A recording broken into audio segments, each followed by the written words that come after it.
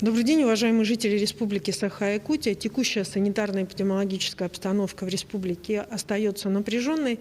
За сутки, по данным Управления Роспотребнадзора, зафиксировано 106 новых случаев коронавирусной инфекции. В столице нашей республики 69 новых случаев. Небольшое снижение идет по Мегино-Кангаласскому району, что способствовал комплекс мер, который принят как по вопросам вакцинации в Мегино-Кангаласском районе, так и меры, направленные на ограничение и соблюдение гражданами этого района соответствующего режима.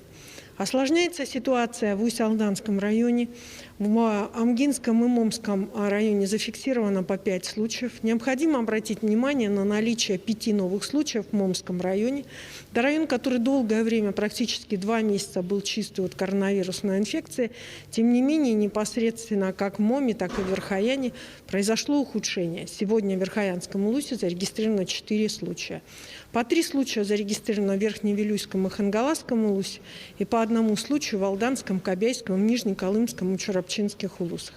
На настоящий момент осложнилась ситуация в Вилюйском улусе Республики Саха-Якутия, в котором непосредственно направлена, вчера была поздно вечером, так же как и в Нюрбинский улус, вакцина в размере 1000 доз, которая, соответственно, на настоящий момент используется на территории района.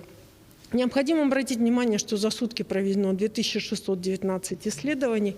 Всего обработано в республике 1 088 760 тестов на новую коронавирусную инфекцию. Вчера в республику поступило большое количество вакцины, основное использование которой будет осуществляться на территории города Якутска, Мегино-Кангаласского района. Всего поступило уже на настоящий момент 154 084 доз вакцины против коронавирусной инфекции. Первую получили 128 079 человек. Для усиленной вакцинации в городе Якутске развернуто 45 пунктов вакцинации. Это в 2 раза больше, чем было даже вчера. 55 мобильных прививочных бригад было 20 и 20 мобильных пунктов вакцинации. Пропускная способность мобильных, в том числе пунктов вакцинации, увеличилась до 2500, от 2500 до 10500 в сутки в целом по республике. В Мегино-Кангаласском улусе развернуто 30 пунктов вакцинации, было 5, и развернуто 5 мобильных бригад, было 2. Пропускная мощность увеличена от 300 человек до 1000. Пункты вакцинации развернуты в помещениях образовательных организаций, крупных предприятий, организаций торговли и транспорта, учреждений культуры, а также в многофункциональном центре «Мои документы». Адреса пунктов вакцинации размещены на официальных страницах, в аккаунтах и социальных сетях.